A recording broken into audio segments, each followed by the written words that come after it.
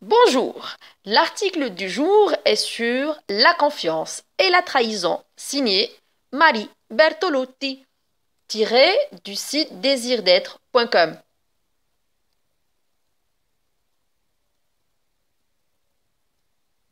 Chaque fois que je donne ma confiance, je me fais avoir. Plus jamais je ne ferai confiance. On m'a encore trahi. Il s'agit donc de confiance entre êtres humains et apparemment, ce n'est pas toujours facile.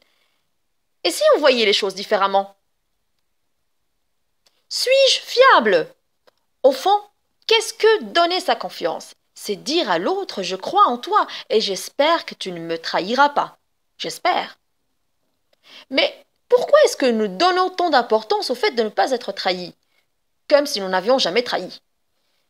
Il est important de se rappeler qu'on est tous fiables dans certains domaines et pas dans d'autres. Oui, oui, regardons-nous lucidement. Juste un exemple, je peux en toute confiance donner les clés de ma maison à mon voisin, mais il arnaque son vieux papa. Alors, peut-on vraiment lui faire confiance? Essayons déjà de ne pas oublier nos propres défaillances. La déception que je ressens lors de la trahison s'appuie sur l'illusion de perfection que j'ai de moi-même. Plus je suis réaliste sur moi, plus je connais l'autre. Plus je vois mes propres trahisons, moins ils me gênent chez les autres.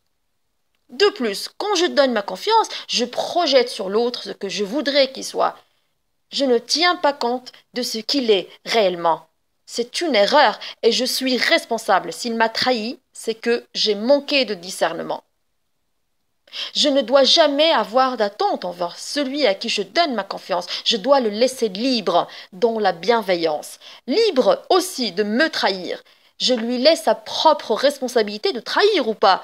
C'est son problème, pas le mien. Et si faire confiance avait une autre signification? Si je suis juste et responsable, je peux devenir porteur d'espoir.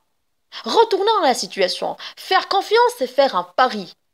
Je décide de donner ma confiance alors que je sais que l'autre peut me trahir. Si ça rate, je savais que l'autre n'était pas parfait et je ne me sens pas trahi. Si ça fonctionne, l'autre aura grandi en sagesse. Et moi aussi. Prenons l'adolescence. Ça va déraper, c'est obligatoire. Pour autant, je redonne régulièrement ma confiance en sachant que je vais être trahi 3 fois sur 4, puis ce sera 2 fois sur 4, et un jour, l'ado sera digne de confiance. Enfin, en tant que moi.